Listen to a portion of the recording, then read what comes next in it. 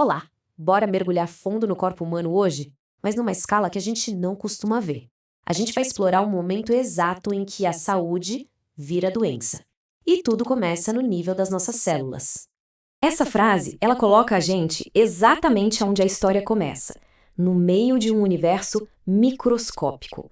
O que será que acontece quando o ambiente de uma célula muda? Quando falta oxigênio ou quando o estresse se aperta? É aí que tudo começa. Então, a nossa missão aqui é bem clara. Vamos decifrar a linguagem secreta das células, entender como elas respondem, como se ajustam e, às vezes, como elas falham. É bem nessa fronteira que a saúde e a doença se encontram. E por que isso é tão importante, principalmente para quem está na área da saúde? Porque, no fundo, entender essa luta celular é o que desenvolve a nossa intuição clínica. Sabe, é a diferença entre só enxergar um sintoma e compreender a verdadeira raiz do problema. Ok, então vamos direto ao ponto. As células não são de forma alguma vítimas passivas. Quando o estresse bate a porta, elas têm um verdadeiro arsenal de estratégias de sobrevivência. Elas lutam e lutam muito para manter o equilíbrio. E esse estado de equilíbrio perfeito tem um nome: homeostasia. Pensa na homeostasia como a zona de conforto da célula. Tá tudo funcionando bem, sabe? A quantidade certa de energia, de oxigênio, de nutrientes é a definição de uma célula saudável e, digamos, em paz. Só que essa paz, ela é frágil. O estresse, seja ele químico, físico, nutricional, ele chega como um invasor. E as células, para não se entregarem, fazem o que for preciso. Elas se adaptam, elas mudam para sobreviver.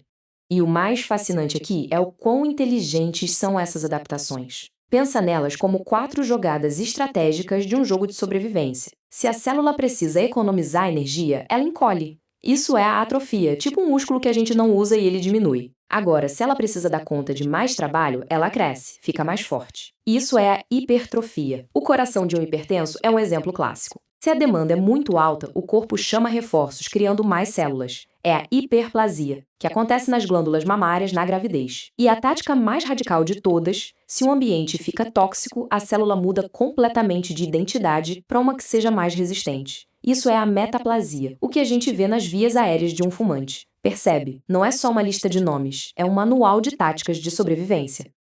Cada uma dessas estratégias é genial, mas elas não são infalíveis. Existe um limite, um ponto de virada em que a capacidade de adaptação da célula simplesmente se esgota. E aí, a sobrevivência vira uma batalha perdida. E a resposta para essa pergunta, infelizmente, é sim. As células não conseguem se adaptar para sempre.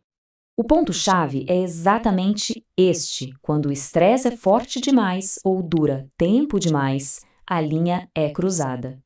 A adaptação falha e se transforma em lesão celular. E esse é o ponto de não retorno. A célula não consegue mais voltar atrás. E quando a lesão é irreversível, a célula morre. Mas ela pode morrer de 2 jeitos bem diferentes. A apoptose é a morte programada, sabe? É tipo uma demolição controlada, organizada, limpinha. Já a necrose é o completo oposto. É uma morte acidental, caótica. A célula basicamente explode, derramando todo o seu conteúdo e causando uma baita inflamação nos tecidos em volta. É a necrose que está por trás de muitas das doenças que a gente conhece. E o corpo? O corpo nos dá pistas. Quando a necrose acontece, a membrana da célula se rompe e o conteúdo dela vaza para o sangue. É por isso que num infarto, por exemplo, os médicos conseguem saber que as células do coração morreram, como medindo no sangue os níveis de enzimas como a creatina quinase e as troponinas. Esse drama microscópico deixa um rastro que a gente pode medir.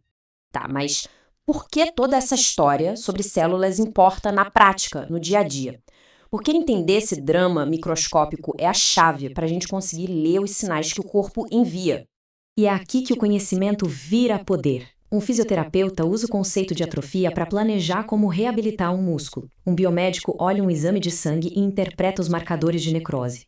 Médicos e enfermeiros enxergam as adaptações celulares como um alerta, um sinal precoce que o corpo está enviando. E um nutricionista pode usar a alimentação para combater o estresse celular.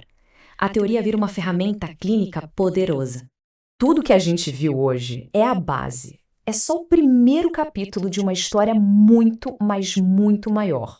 A jornada para entender o corpo humano na sua essência ela está só começando. E se tem uma ideia para guardar de tudo isso, que seja esta: a doença raramente é um evento que acontece do nada.